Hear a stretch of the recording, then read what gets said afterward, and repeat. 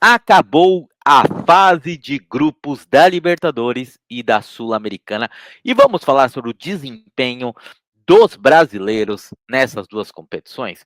Eu sou o Rafael da Dona Lúcia, se inscreve no canal, deixa seu like aqui no vídeo e bora começar com a Libertadores. Então a Libertadores acabou nessa quinta-feira. Dos 7 brasileiros que estavam na competição, somente um não se classificou para as oitavas de final, no caso foi o Bahia.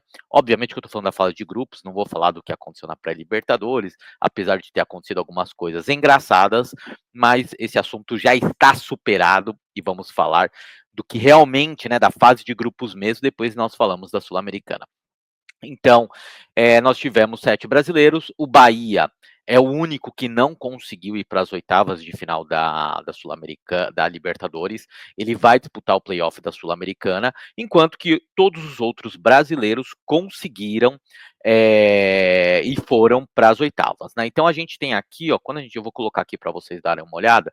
Então a gente tem, só para vocês se situarem, né? Então a gente tem o pote 1, pote 2, pote 1 são os líderes de cada grupo, e aí ranqueados pela pontuação que fizeram, e no pote 2 a mesma coisa, só que para o pote 2 isso não interfere muito, porque vai ter o sorteio, e aí vai interferir só se esses aqui do pote 2, se porventura em algum momento eles se cruzarem, e aí sim vale a campanha, né?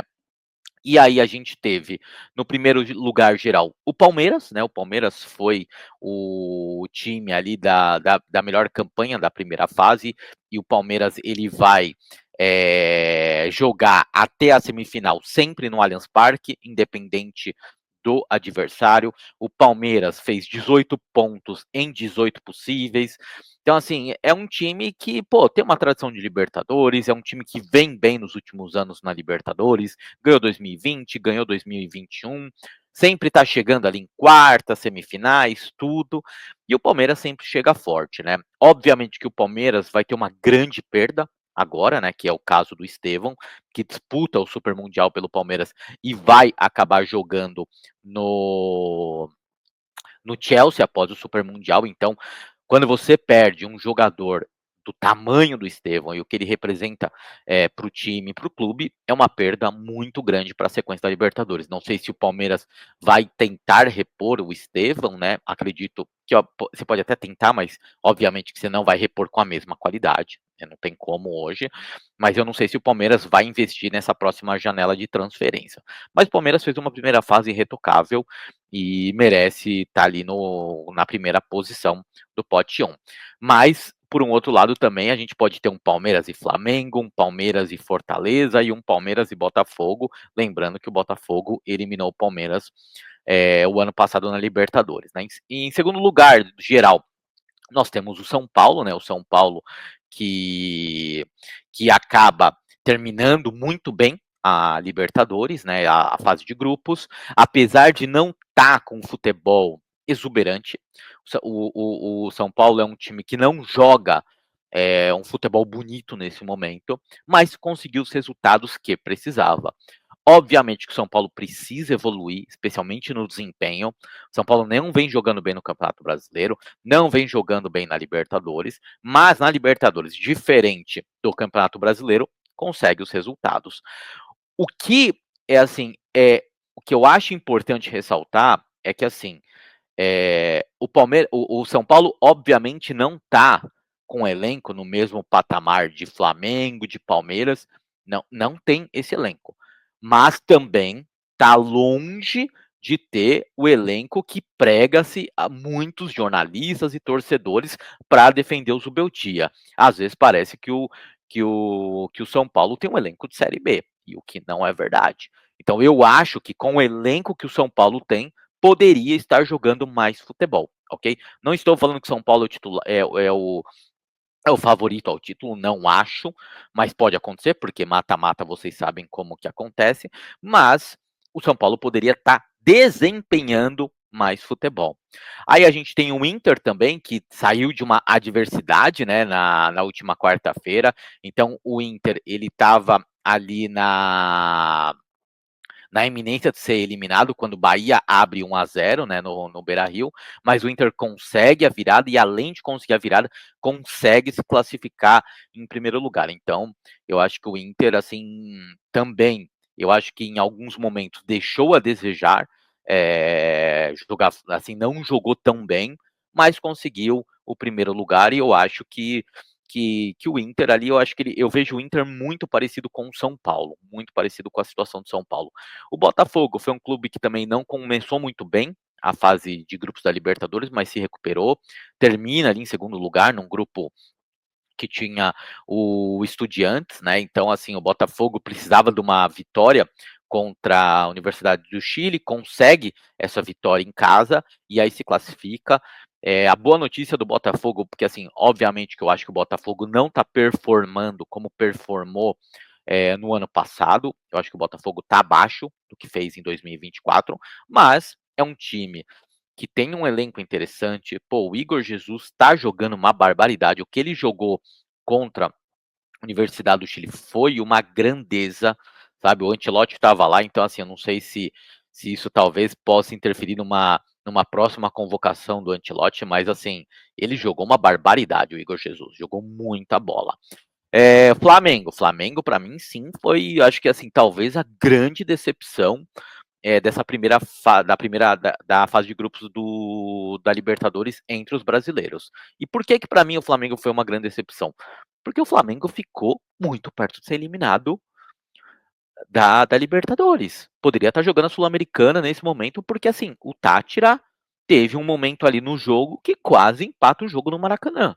O que para mim é surreal. Você imaginar que o Tátira é um time da Venezuela, que normalmente vai sempre muito mal na Libertadores. O Tátira tinha 0 pontos na Libertadores e terminou com 0 pontos. E o Flamengo tomou sufoco no final. E aí, com todo o respeito ao Felipe Luiz, é inadmissível. Um time que não tinha mais nada a fazer na competição, o Tátira não tinha mais nada.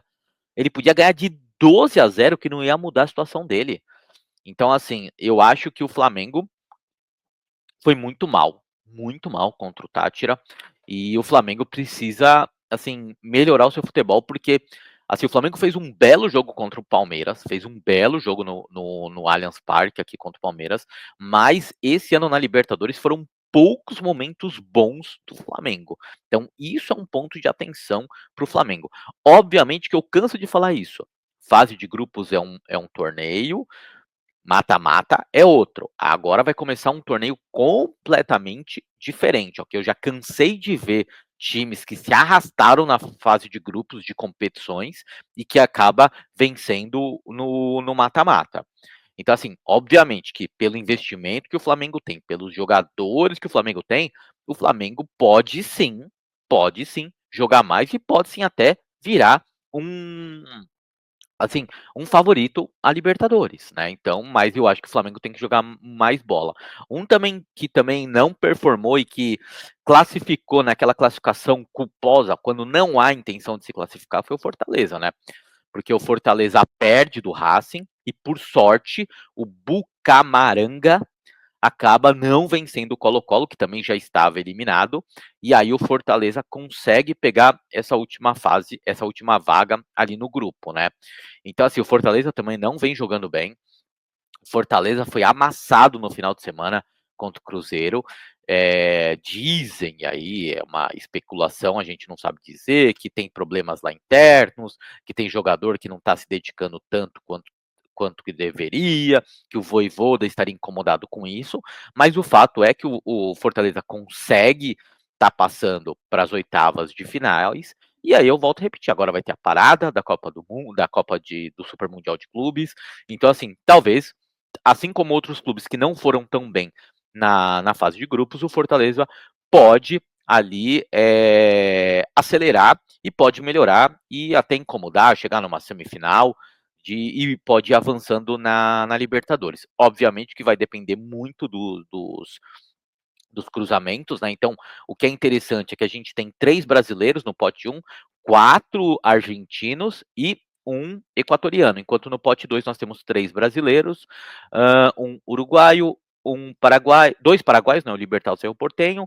um do Peru que é o Universitário, e o Atlético Nacional, que é da Colômbia. Então, assim, na segunda-feira rola o sorteio, né, no dia 2, e aí eu acho que o sorteio ele já começa a direcionar, né, para a gente saber o que pode acontecer. Então, é o que eu falo, o Palmeiras foi o primeiro titular, foi o primeiro colocado, mas ele pode pegar o Flamengo, e o Palmeiras contra o Flamengo, assim, nos últimos tempos, não tá tendo bons resultados. Vide o que acontece no Allianz Parque, que o Palmeiras não vence desde 2017. Então, assim, a gente pode ter algumas surpresas e alguns confrontos bem interessantes e ao mesmo tempo explosivos, né? Eu acho que a maioria dos times estão torcendo ali para pegar o Universitário e o Cerro Porteño. Eu torceria se o meu time estivesse. Então, vamos aguardar para ver o que aconteceu. E agora eu queria falar um pouco de Sul-Americana com vocês, ok? Porque o na Sul-Americana foi o Bahia, né? O Bahia acaba indo para a Sul-Americana, né? E vai disputar o playoff. E eu vou já abrir a tela para vocês aqui da Sul-Americana, mas a gente precisa falar de 3 decepções, né? Então, assim, eu acho que a gente tem 3 decepções muito diferentes, né? Muito diferentes, mas são, como que eu posso dizer? São decepções que, putz, são complicadas. Então, assim, a gente teve 3 brasileiros eliminados, né, na fase de grupos da Sul-Americana, né? Então, cada um desses brasileiros tem a sua peculiaridade, porque foram eliminados, né? Então, a gente tem o Vitória eliminado, o Cruzeiro, que já tinha sido eliminado já umas 2 rodadas, e o Corinthians, que acabou sendo eliminado o Corinthians que acabou sendo eliminado ali, que também não conseguiu performar na última partida contra o Huracan, que bastava o empate para avançar, né? Então eu vou mostrar aqui como que tá aqui, ó. Então, deixa eu mostrar aqui para vocês. Então aqui, ó, nas oitavas de final, né? Então a gente tem o Mushuk Runa classificado, né? Aqui que era do grupo do Cruzeiro, Huracan, Universidade Católica, Fluminense, Independiente da Argentina, Godoy Cruz da Argentina também, Lanús e o Cienciano, né? E nos playoffs já estão definidos, né? Então a gente tem o Alianza Lima contra o Grêmio, temos aquele clube, esqueci esse nome do clube que tem o símbolo muito parecido com o da CBF, e ele vai jogar contra o Once Caldas, temos o Bucamaranga, que era do grupo do Fortaleza, vai jogar contra o Atlético Mineiro, o Bolívar contra o Palestino, o Bahia pega o América de Cali, um time que estava no grupo do Corinthians, o Independente Del Valle pega o Vasco, a Universidade do Chile pega o Guarani do Paraguai, e aqui, não consigo ver aqui, depois eu dou uma olhada aqui, eu sei que não é brasileiro, eu não lembro o nome desse clube aqui, porque tá bem pequeno aqui, mas depois eu repasso para vocês todos esses confrontos aqui, tá? Então, o que que acontece, né? Quando a gente olha aqui, só o Fluminense se classificou em primeiro lugar no grupo. Então a gente tem 3 clubes brasileiros que não passaram e 3 clubes que ficaram em segundo lugar no grupo. E aí eu queria falar um pouco mais desse segundo lugar, porque assim, o Fluminense, ele fez a parte dele, ok? Ele fez a parte dele. Porque assim, eu vou ser muito honesto com vocês, eu acho que com exceção do Vitória, que é um time não muito acostumado a jogar torneios sul-americanas, eu acho que todos os outros, tinham obrigação de ficar em primeiro lugar do grupo. Todos os outros. O Grêmio tinha obrigação de ficar em primeiro lugar, acabou ficando atrás do Godoy Cruz. O Atlético Mineiro, cara, pelo amor de Deus, cara, que desempenho horroroso que tem o Atlético Mineiro. O Atlético Mineiro, pô, cedeu empate em casa pro Cienciano. Pra vocês terem ideia, o Cienciano zoou o Atlético Mineiro nas redes sociais porque eles tiveram que treinar num campo de society aquele para 7 jogadores. E zoou isso depois que conseguiu o empate com o Atlético Mineiro. O Atlético Mineiro é uma vergonha não ter se classificado em primeiro lugar. Uma vergonha pelo investimento que o Atlético Mineiro fez. E assim, eu não vou falar se foi investimento bom ou não, mas foi feito investimento. Cara, é uma vergonha. E o Atlético Mineiro não tá jogando nada, seja no Campeonato Brasileiro, seja na Libertadores, não joga absolutamente nada.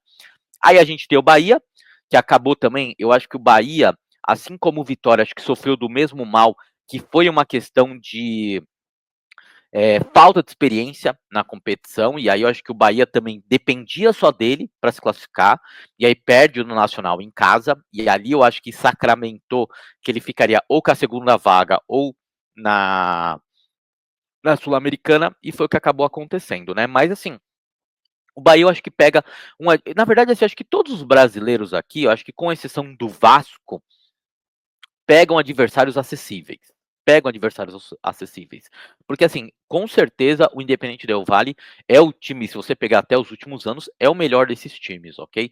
Mas, assim, o Grêmio, eu acho que não tem futebol hoje. Não tem futebol para passear com tranquilidade do Alianza Lima. Mas tem camisa. E tem, tipo assim, e, pô, o Alianza Lima é um time, pô, não chega longe em nenhuma competição sul-americana, né? Então, eu acho que o Grêmio tem obrigação de passar. O Atlético Mineiro, porra, tem obrigação, pelo amor de Deus, se o Atlético Mineiro passar no Bucamaranga, meu, aí o Cuca precisa rever e o Atlético Mineiro tem que rever tudo porque tá tudo errado. O Bahia, ele tem condição de passar, porque assim, cara, o América de Cali, ele estava dando a classificação para o Corinthians. Ele estava perdendo em casa para o Racing do Uruguai. Racing do Uruguai, não era nem o Racing.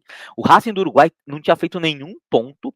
Estava ganhando. E aí, num dos últimos lances, o América de Cali consegue empatar.